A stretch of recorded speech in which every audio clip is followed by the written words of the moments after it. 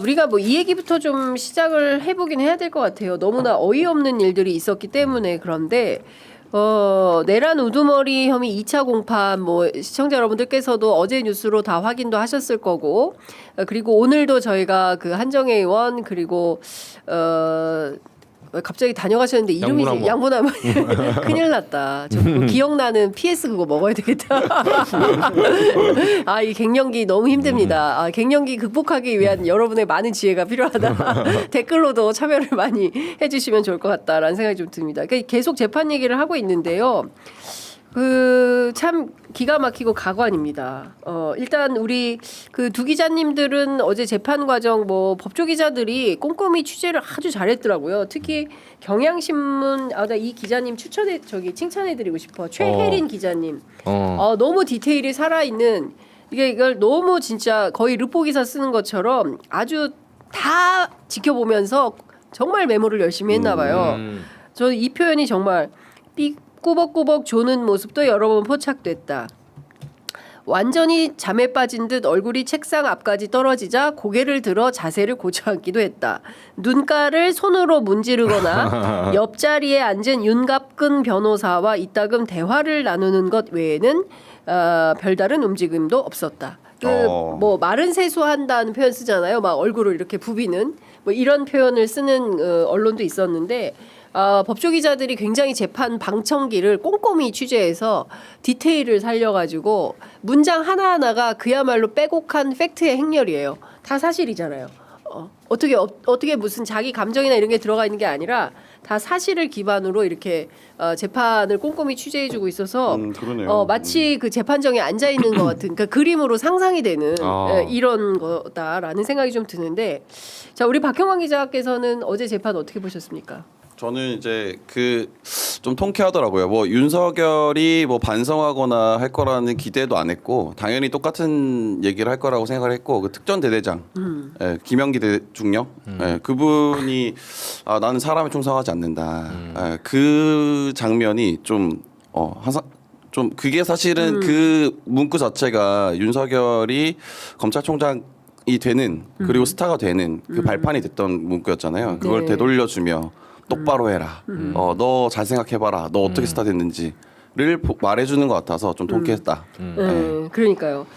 저는 진짜 그분 김영기 대대장, 그다음에 조성현 단장, 진짜 참군인 이분들이 다 그 박정훈 대령에 대한 얘기를 하고 있잖아요. 그죠.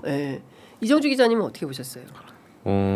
저는 조금 그러니까 지난번에 공개하지 않았을 때보다는 그러니까 지금 여론에 좀 질타를 받으면서 지기현 부장판사가 궁금했었거든요. 이분이 지기현. 어제 보내일 핫이 뭐였냐면 지기현 얼굴 공개였어요. 그렇죠. 첫 지기현 얼굴 공개. 내일 유튜브 다 제목이 이게 점점점 너냐? 너였냐? 지기현 너냐? 너였냐? 지금 우리가 뭐 도전 골든벨, 뭐 연수원 사진 이걸 한번 보다가 그렇죠. 실물은 이제 처음 본 거니까. 사실 그 다음에 지규현 목소리. 그죠. 윤석열보다 더 궁금한 게 지규현이었어. 맞아요. 도대체 누구길래? 도대체 뭐가 잡혔길래 여기까지 끌고 오냐? 그렇죠. 근데 약간 눈치를 보는 것 같아요. 근데도 아직 그 어제 같은 경우는 법원 지하 주차장 거기로 들어왔잖아요. 그렇죠. 윤석열. 이것도 특혜예요. 아직도. 맞습니다. 그 들어보니까 법원 지하 주차장 이용하는 게 법조인들이 하는 말은 구속된 피고인들이 달아날 수 있잖아요, 보통. 그러니까 호송 차량 실어서 이 사람들이 도주 우려가 있기 때문에 아까 양호담 의원님이 도주 우려 있다 그랬는데 지하로 이렇게 오고 하는 거지. 그 외에는 무조건 포토라인에 서고 들어와요. 그렇죠. 근데 윤석열만 지금 특혜를 베푸고 있는 거죠. 지금도 왜 지하 주차장 옵니까? 아니 정식으로 1층 그 출입문으로 들어와야 돼요. 사진 기자한테 찍히기도 하고 포토라인 서서 백불 뭐 받기도 하고 본인이 이제 그 질문을 받고 난감하든 난감하지 않든 그걸 거부하는 것도 하나의 취재의 일환이거든요. 윤석열에게도 그 기회를 줘야 돼요. 왜 안 줍니까? 지기현 부장판사. 그러니까. 아직도. 그래서 아직도 특혜가 지속되고 있는데 조금씩 그 수위가 낮아지고 있다. 그래서 보니까 어제 유시민 작가가 굉장히 세게 칼럼을 썼더라고요. 자기는 결국은 이 사법농단처럼 이게 전행하는 거 있죠. 판사의 전행. 이거를 제재하는 건 두 가지 방법밖에 없어요. 현행법상. 국회 탄핵. 그렇죠. 아니면 대법원장의 징계. 네. 근데 둘 다 지금 작동이 하기 힘든 예. 이런 상황이기 때문에 유시민 작가는 나는 나의 표현의 자유 이용해서 계속 항의를 하겠다. 예, 지금 방법이 없어요. 그러니까. 예. 근데 지금 사실 이해할 수가 없잖아요. 그러니까 지규현 판사가 정말 71년 만에 우리 대한민국 사법 체계상 처음으로 시간으로 계산해서 구속 취소 결정을 내리고 그리고 심우정 검찰총장이 즉시 항고를 포기함으로 인해서 자유의인을 만들어준 내란숙의 윤석열이 아크로비스타 지하 상가를 돌아다니면서 식당에서 밥 먹고 사진 찍고 만면의 미소를 띠고 신당 창당을 얘기하고 뭐 이런 상황을 만들었는데 이 주체가 대한민국 사법부인 거죠. 그렇지 않습니까? 그쵸. 그러면 이 지규현 판사가 혼자 이러는 거냐? 아니면 분명히 뭐 누가 뒷배가 있냐 이런 얘기를 계속하고 거대한 뭐 무슨 사법 카르텔 그런 얘기를 했는데 오늘 재밌는 사실이 이제 물론 이게 그 법조에 그 뭡니까 인사 기사로 나오기는 했었어요. 근데 별로 주목받지를 못했는데 법원 인사가 나가지고 원래는 박정재, 박정길 두 판사하고 사실상 대등 재판부를 그 구성을 하고 있었어요. 지규현 판사가 31기, 박정재 판사가 30기 연수원입니다. 사시가 아니라 박정길 판사가 29기 또래예요. 이렇게 구성을 하고 있다가 갑자기 2월에 법원 인사가 나면서 김의당 유영상으로 바뀌어요. 어제 이제 재판부가 사진이 다 공개가 됐잖아요. 지규현뿐만 아니라 배석 판사 두 사람의 얼굴도 공개가 됐어요. 확인을 했더니 김의담, 유영상. 김의담은 46기, 유영상 변호사는 변시예요. 그러니까 굉장히 어린 두 후배와 지규현 판사가 사실상 단독 결정할 수 있는 이런 수준이다. 그러니까 대등재판부고 또래면 한 사람이 이렇게 결정을 하려고 하더라도 야 안 돼. 논의 좀 해봅시다. 뭐 이렇게 되는데 이거는 15년이나 어린 후배들하고 같이 하니까 사실상 지규현 혼자 한다. 그러면 이 인사를 누가 했을까? 지규현 부장이 할 수 있을까요? 그렇지 않잖아요. 누가 이 인사를 한 거냐. 그리고 지규현 부장이 결정할 수 있도록 길을 튼 건 누구냐. 쉽게 말해서 지금 지기현 혼자 결정해라.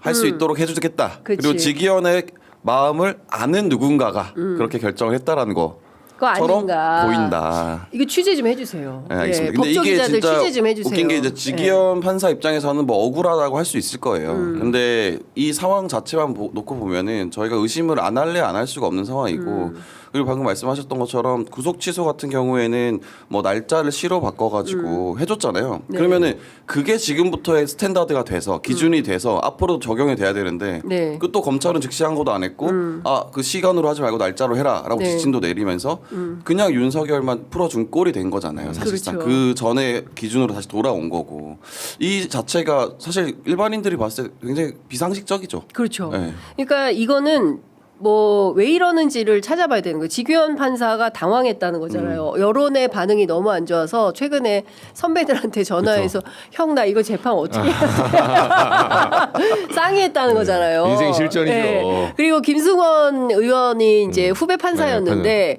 오른쪽 귀가 따가울 정도로 말을 많이 하는 후배였다라고 이제 얘기를 하고 있어요. 그러면 그리고 또 약간 무슨 그 공보 그리고 언론에 뭐 막 알려지고 뭐 그리고 실제로 뭐 고등학교 개포고등학교 이게 취재가 세게 들어갑니다. 맞아요. 동기들에 따르면 살짝 관종미가 있는 분이다. 이런 얘기까지 이제 그 신장식 국회의원이 얘기를 하던데 그러니까 종합을 하면 지규현 판사 혼자만의 결정이 아닐 가능성이 매우 높고 그렇다면 법원에 지하주차장으로 들어오는 것도 지규현 재판부가 결정하는 거 아니에요. 서울 고법이 결정하는 그쵸. 거잖아요.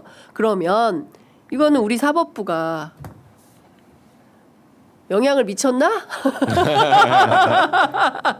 그런 것은 아닐까? 누굴까? 네, 누굴까? 예. 나오세요. 네. 댓글창에는 막 그분의 이름이 뭐 나오고 있긴 합니다. 그러니까 이게 지규현만 볼 것은 아니다. 물론 지규현 재판부가 어떻게 진행하는지를 기자들이 앞서 말씀드린 대로 세게 취재를 하면서 동시에 누가 이런 판을 짜고 있는지에 대해서 우리 법조 기자님들께서 취재를 좀 해주십사.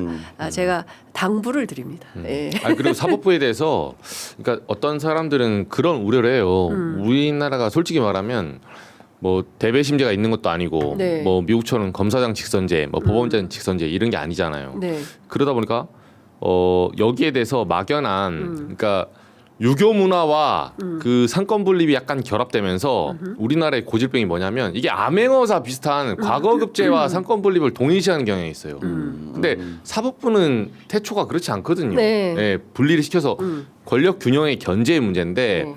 이 견제는 결국은 법관의 양심으로 하지만 그 법관조차도 그 양심이라는 거는 어떻게 표현하면 양심을 알 수가 없어요. 측정할 수가 없거든요. 네. 네, 근데 그 부분을 전적으로 법관의 양심이 견제받지 않는 양심을 주겠다는 게 아닙니다, 원래. 그렇습니다. 예. 예. 근데 우리가 지금 이 보는 행태가 사람들께서 사법부 얘기하면 정치권에서는 그렇게 얘기하죠. 네. 입법, 행정, 사법이 있다 보니까 입법부를 유일하게 이제 통제할 수 있는 쪽이 사법부니까 네. 거기에 대해서까지 뭐 탄핵을 하거나 이런 좀 부담이 생겨요. 네. 예, 그러면 너네 독재하겠다는 거야 이 소리를 들으니까 그래서 조금 잠잠한 건데 시민들은 비판할 수 있어요. 네. 비판할 권리가 있고 당연히 그걸 논할 수 있죠. 근데 막연하게 아직도 사람들이 아이고 판사님, 검사님 이런 게 있거든요. 그렇죠. 그렇지 않아요.